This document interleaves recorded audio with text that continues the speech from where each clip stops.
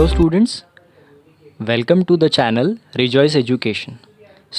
आज हम लोग पढ़ने वाले हैं क्लास 10th का महाराष्ट्र स्टेट बोर्ड का मैथ्स पार्ट 1 का टेक्स्ट बुक पेज नंबर 139 पे जो मीडियन का पार्ट है वो हम लोग आज सीखने वाले हैं स्टूडेंट्स। इससे पहले हम लोग जो मीन होता है सेंट्रल टेंडेंसीज़ में सबसे पहला पार्ट जो होता है वो मीन का जो पार्ट होता है उसका direct method, assume mean method और स्टेप डेविएशन मेथड हम लोग देख चुके हैं। अभी हम लोगों को यहाँ पर मीडियन फाइंड आउट करना है। स्टूडेंट्स आइए मीडियन को बहुत अच्छी तरह से एक्सप्लेन करने की कोशिश मैं आपको करता हूँ, आप समझने की कोशिश कीजिए और उससे रिलेटेड जितने भी क्वेश्चंस हम लोग पढ़ेंगे मैं आई गारंटी यू कि उसके बाद आपको मीडियन जो है वो बहुत अच्छी तरह से फाइंड करना आ जाएगा। और एग्ज़ाम में अगर किसी तरह का मीडियन से रिलेटेड क्वेश्चन आता है तो आप अच्छे से अच्छे मार्क्स जो है उसमें स्कोर कर सकते हो। Students, text book page number 139 पे हम लोग मीडियन के बारे में क्या दिया है उसको अभी हम लोग देखने वाले हैं। स्टूडेंट देखते हैं, if the number in data are numbers in a data are arrange in the ascending order. Ascending order क्या होता है स्टूडेंट्स? छोटे से लेके बड़े तक हम लोगों ने बचपन से असेंडिंग ऑर्डर डिसेंडिंग ऑर्डर पढ़े हैं। असेंडिंग ऑर्डर मतलब छोटे नंबर से लेकर हम लोग बड़े नंबर तक जो नंबर्स होते हैं, नंबर की जो सीरीज़ होती है उसको हम लोग क्या करते हैं, उसको हम लोग अरेंज करते हैं।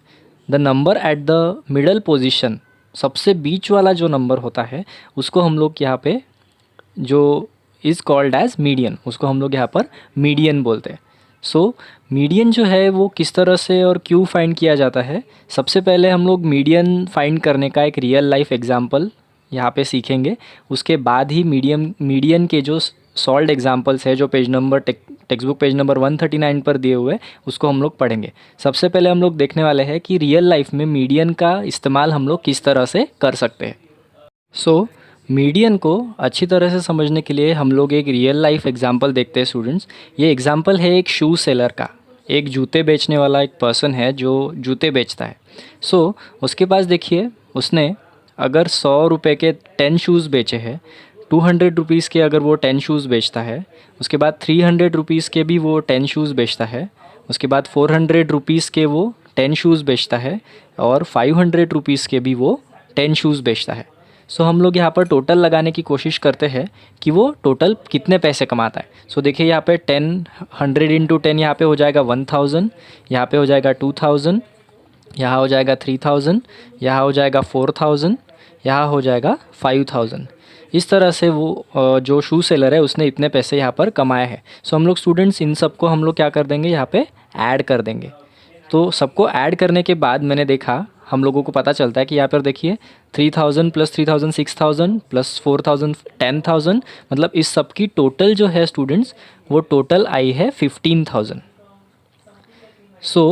जो हमारा शू सेलर है, जो जूते बेचने वाला पर्सन है, उसने टोटल अलग अलग रेट के जूते जब उसने सेल किए तो उसने यहाँ पर देखिए स्टूडेंट्स टोटल कितने 50 शूज़ यहाँ पर उसने सेल किए। देखिए 1 10 20 30 40 50 ऐसे 50 पेयर ऑफ शूज़ उसने सेल किए हैं और 50 पेयर्स में उसने टोटल कितने 15,000 रुपीज़ कमाए हैं।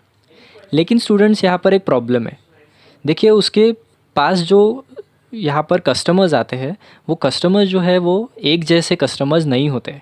आप जान सकते हो, आप में से भी बहुत लोगों के शॉप्स होंगे, आप शॉप पे जाते होंगे, आप खुद भी आप शॉप पर जाते होंगे, तो आप देख सकते हो, आप सोच सकते हो कि अलग अलग तरह के लोग यहाँ पे जो सेल या परचेज़ करने के लिए चीज़ें आते हैं। हर कोई पर्सन एक जैसा नहीं होता। अब देखिए जो हमारा शू सेलर है उसके यहाँ पे कुछ कस्टमर्स ऐसे आते हैं जिनको 100 रुपये के जूते नहीं चलते, उनको थोड़े से कॉस्टली जूते चाहिए। उनको ऐसा लगता है कि अगर हम लोग कॉस्टली जूते पहनेंगे ना तो हम लोगों को हमारे पैर अच्छे दिखेंगे, या उनको कॉस्टली जूते खरीद कर ही अच्छा लगता है। वैसे जो कस्टमर्स रहेंगे जिनको थोड़े कॉस्टली जूते चाहिए वो 100 रुपीज़ वाले जूते नहीं खरीदेंगे।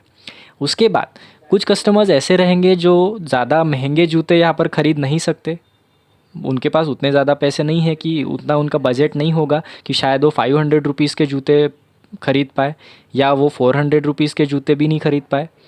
इस तरह के जो कस्टमर्स है अलग अलग वो यहाँ पे हमारे शॉप में कि उस जो हमारा जो शू सेलर है उसके शॉप में अलग अलग तरह के कस्टमर्स आते हैं।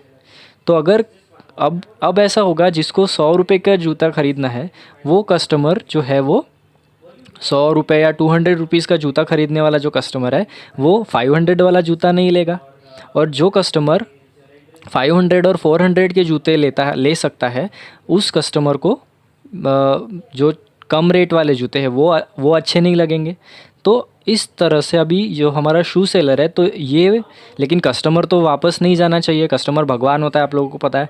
तो वो क्या करता है, वो किस तरह से अपने सारे के सारे टोटल 50 पेयर ऑफ शूज़ उसने अलग अलग रेट में बेचे हैं, लेकिन अगर उसको सारे के सारे कस्टमर को अपने तरफ अट्रैक्ट करना है और अपने दुकान से कुछ ना कुछ खरीद कर ही भेजना है, सो वो यहाँ पर क्या कर सकता है, उसके पास ये जो डेटा है ना, उसका वो यहाँ पर मीडियन निकाल सकता है स्टूडेंट्स।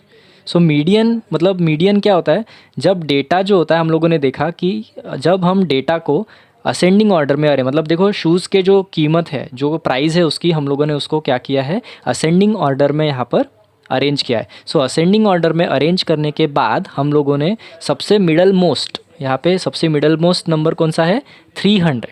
सो 300 जो रहता है वो हम लोगों का यहाँ पर क्या होता है, मीडियन होता है। तब देखिए स्टूडेंट्स, उसने 100, 200, 300, 400, 500 ऐसे अलग अलग रेट से जूते सेल करने के बाद उसने क्या किया, टोटल 15,000 रुपीज़ कमाए। तो अब हम लोग देखते हैं कि अगर वो सारे के सारे एक मीडियन रेट, जो उसने एक रेट फिक्स किया 300, अब 300 जो रेट है वो 300 रेट जो है वो उसके जो कम प्राइस वाले कस्टमर है उनको भी थोड़ा ठीक लगेगा, और उसके ज़्यादा प्राइस वाले कस्टमर जो है वो उनको भी थोड़ा सा वो जो रेट है वो ठीक लगेगा। तो देखिए 300 रुपीज़ के रेट से उसने सारे के सारे जूते जो है, जो टोटल 50 पेयर्स उसने सेल किए थे ना, तो वो 50 पेयर्स उसने 300 के रेट से अगर सेल किए तो 5 3 15 एंड 30 आगे, मतलब मल्टीप्लिकेशन जो आंसर आता है, देखिए स्टूडेंट्स उसने सेम पैसे कमाए हैं यहाँ पे। यहाँ पे क्या हो रहा है, उसका बेनिफिट क्या हो रहा है यहाँ पे मीडियन के वजह से, कि उसके शॉप में जितने भी कस्टमर आते हैं वो कुछ ना कुछ खरीद कर जाते हैं। जो सस्ते शूज़ वाले कस्टमर आते हैं उनको भी 300 की प्राइस थोड़ी सी ठीक लगती है, क्योंकि 200 रुपीज़ के शूज़ खरीदने वाला 300 रुपीज़ के शूज़ आराम से ले सकता है। और जो कस्टमर्स 400 500 के जूते, अगर उनको 400 500 के जूते अगर उनको 300 में मिल जाते हैं तो भी उनको यहाँ पर अच्छा लगेगा। तो इस तरह से वो एक उसने मीडियन प्राइस यहाँ पर डिसाइड कर ली, और उसी प्राइस पे उसने सारे जूते जो है वो सेल किए, और उसने बिल्कुल उतने ही पैसे कमाए जितने पैसे वो अलग अलग रेट के जूते यहाँ पर बेचकर कमा रहा था। सो इस तरह से देखिए स्टूडेंट्स, हम लोगों ने मीडियन का फ़ायदा उठाकर किस तरह से हमारे बिज़नेस को जो है वो अच्छे से चलाने का एक बहुत ही इंटेलिजेंट सा जो आइडिया है वो यहाँ पे सोच लिया। तो बस इसी तरह से मतलब हम लोगों को समझ में आ गया होगा अभी आप लोगों को कि मीडियन जो है वो रियल लाइफ में किस तरह से यूज़ होता है। सो आइए हम लोग देखते हैं एग्जाम्पल के हेल्प से हम लोग मीडियन जो है वो कैलकुलेट करने की कोशिश करते हैं यहाँ पे। सो स्टूडेंट्स, अभी हम लोग पेज नंबर 139 पे दिए हुए दो एग्जाम्पल को यहाँ पर स्टडी करते हैं और मीडियन फाइंड आउट करने की कोशिश करते हैं। सो देखिए यहाँ पे एग्जाम्पल 1 दिया है, इन 32, 33, 38, 40, 43, 48 एंड 50। ये जो यहाँ पे डेटा दिया है, इसमें कितने नंबर्स है, टोटल नंबर ऑफ फिगर्स कितने हैं, 1 2 3 4 5 6 एंड 7। तो 7 मतलब यहाँ पे सबसे बीच वाला जो नंबर है दैट इज़ 40। द फोर्थ तो दिया क्या है, देखते हैं student, the fourth number is eight the middle. Fourth number मतलब 40, जो 40 है वो बीच में है, hence the median of the data is 40। और यहाँ पे सबसे हम लोगों ने पहले भी देखा था, मीडियन कैलकुलेट किया था जब अपने शू सेलर के एग्जाम्पल में, तो हमने बोला था कि सबसे बीच वाला जो नंबर है वो उसको हम लोग क्या लेते हैं, उसको हम लोग मीडियन लेते हैं।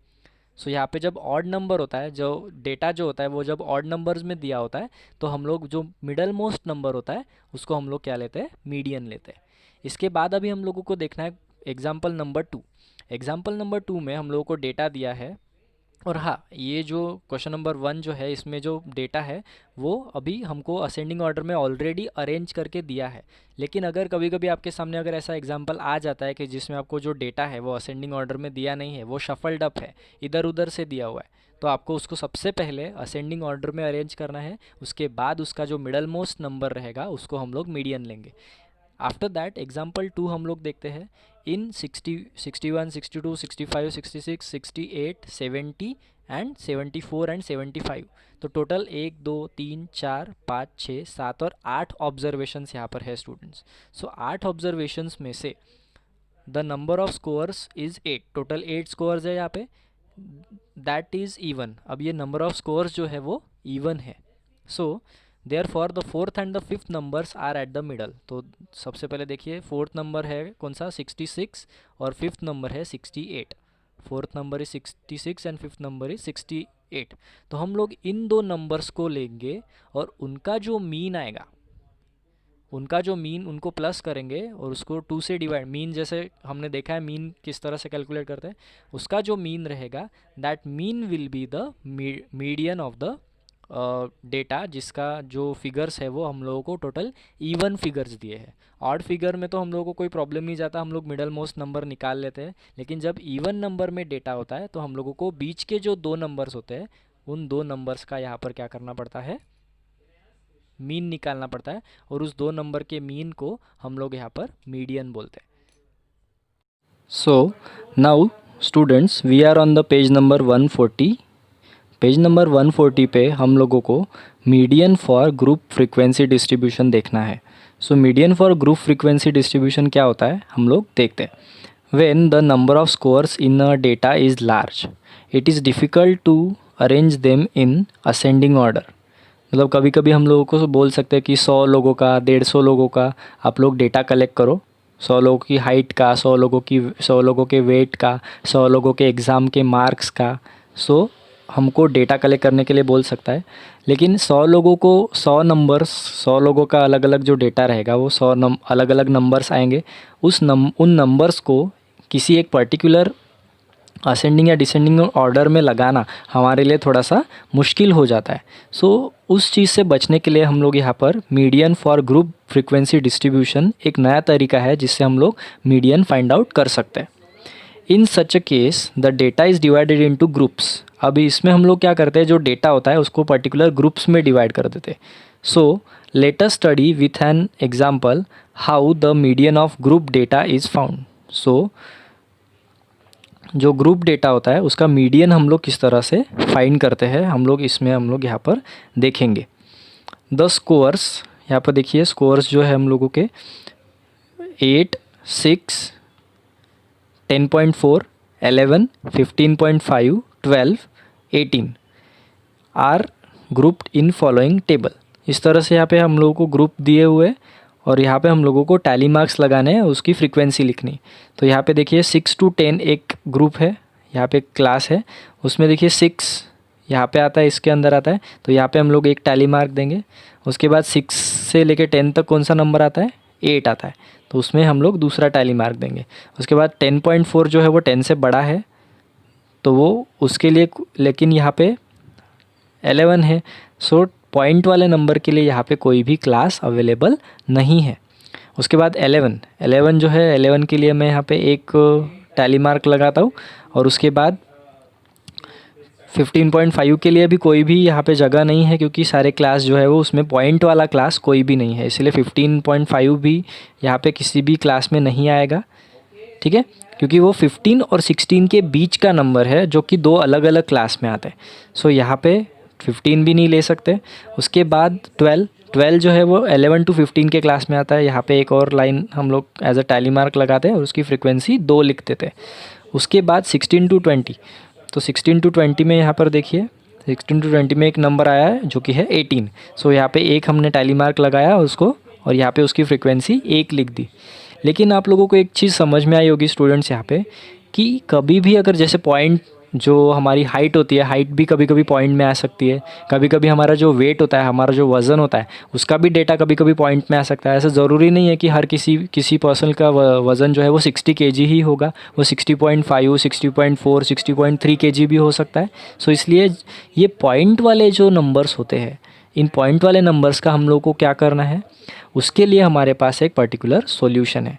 तो क्या करना है हम लोगों को, देखिए ये जो क्लास है ये क्लास 6, तो इस पर्टिकुलर क्लास में ये जो 6 है ये उसकी लोअर लिमिट है और 10 जो है ये उसकी अपर लिमिट है। तो हम लोग क्या करेंगे, लोअर लिमिट में से 0.5 माइनस कर देंगे और अपर लिमिट में 0.5 प्लस कर देंगे। सो यहाँ पर देखिए लोअर लिमिट में 0.5 माइनस करने के बाद 5.5 आता है और अपर लिमिट में 10.5 जो है वो प्लस करने से 0.5 प्लस करने से 10.5 आंसर आता है। उसके बाद जो लोअर लिमिट है, लोअर लिमिट में हम लोग क्या करेंगे, जो 11 है 11 में से माइनस 0.5 करेंगे तो 10.5 आ जाएगा और जो 15 है उसमें प्लस 0.5 करेंगे, 15 जो है उसमें प्लस 0.5 यहाँ पे ऐड करना है तो वो आ जाएगा हमारा 15 प्लस 5। उसके बाद 16 जो है, 16 में से हम लोग माइनस करेंगे 0.5 तो आंसर आ जाएगा 15.5 और ये जो 20 है 20 में हम लोग प्लस करेंगे 0.5 तो हमारा आंसर आ जाएगा 20.5। उसके बाद अभी हम लोग जो डेटा है उसको फिर से देखते हैं स्टूडेंट्स। तो देखिए यहाँ पे जो 6 जो है वो पहले क्लास में आ रहा है क्योंकि 5.5 टू 10.5 के बीच में 6 आता है, इसीलिए 6 जो है उसको पहले क्लास में एक टैली मार्क देंगे। उसके बाद 8 भी जो है वो पहले ही क्लास में आता है, इसलिए 8 के लिए एक और हम लोग टैली मार्क देंगे। 10.4 जो पहले अभी इंक्लूड नहीं हो रहा था, 10.4 के लिए देखिए यहाँ पे पहले वाले टेबल में कोई जगह नहीं थी स्टूडेंट्स, लेकिन हमने थोड़े से उस क्लास में चेंजेस क्या कर दिए और क्लास को कंटिन्यूअस क्लास बना दिया। तो यहाँ पे हम लोगों को जो 10.4 है वो हम लोग पहले वाले क्लास में अभी ले सकते हैं क्योंकि 10.4 जो है वो 10.5 से छोटा है तो ये फर्स्ट क्लास में आ जाएगा। सो यहाँ पे तीसरा यहाँ पे मैं लाइन ड्रॉ करता हूँ 10.4 के लिए। उसके बाद 11 जो है वो सेकेंड क्लास में हम लोग ईजिली 11 को ले सकते हैं बिकॉज जो 11 है वो 10.5 टू 15.5 के बीच में आएगा। सो 11 के लिए एक लाइन में ड्रॉ करता हूँ यहाँ पे। उसके बाद 12 जो है वो भी सेकेंड इसमें आ जाएगा। तो इस तरह से देखिए 2 की फ्रीक्वेंसी यहाँ पे 1 और 2 लाइन्स है तो 2 फ्रीक्वेंसी में 2 लिखेंगे। उसके बाद जो 15.5 से लेके तो 20.5, तो 15.5 जो है वो सबसे लास्ट क्लास में देखिए 15.5 आ रहा है तो हम लोग उसके लिए एक टैली मार्क यहाँ पर लगा देते हैं। उसके बाद 12 जो है वो कहाँ पे आएगा स्टूडेंट्स, 12 आएगा सेकेंड वाले इसमें, तो हम लोगों ने 12 के लिए भी एक लाइन यहाँ पर ड्रॉ कर दी। उसके बाद 18 जो है वो थर्ड इसमें आएगा, 18 के लिए भी हम लोगों ने एक लाइन ड्रॉ कर दी। अब देखिए इस तरह से जितने भी कितने ऑब्जर्वेशन है टोटल, 1 2 3 4 5 6 7, 1 2 3 4 5 6 7, तो टोटल 7 तो भी ऑब्जर्वेशंस के लिए यहाँ पे हम लोगों को इंक्लूड करने के लिए अभी हम लोगों को क्लास जो है वो मिल चुका है। सो यहाँ पे फ्रीक्वेंसी जो है वो 3 है पहले क्लास की, सेकेंड क्लास की फ्रीक्वेंसी 2 है एंड थर्ड क्लास की फ्रीक्वेंसी 3 है। इस तरह से हम लोगों ने जो पॉइंट वाले नंबर्स है उन पॉइंट वाले नंबर्स को भी हमारे डेटा में इंक्लूड कर लिया जो पहले इंक्लूड नहीं कर सकते थे। सो इस तरह से अभी यहाँ पे हम लोग देख सकते हैं we could not record the scores 10.4, वो हम लोगों को वही सब यहाँ पर दिया हुआ है। इसलिए हम लोगों को क्या करना पड़ेगा, जो क्लासेस है जो कंटिन्यूस क्लास नहीं है, कंटिन्यूस क्लास को यहाँ पे कंटिन्यूस क्लास में कन्वर्ट करना पड़ेगा। उसके बाद हम लोग जो है पूरा का पूरा डेटा इसमें इंक्लूड कर सकते हैं। सो अभी हम लोगों को median for group frequency distribution का एक छोटा सा एग्जांपल देखना है। उसके बाद हम लोग इस जो ये मेथड है इससे हम लोग मीडियन कैसे फाइंड करते हैं वो अच्छे से समझ में आ जाएगा हम लोगों को।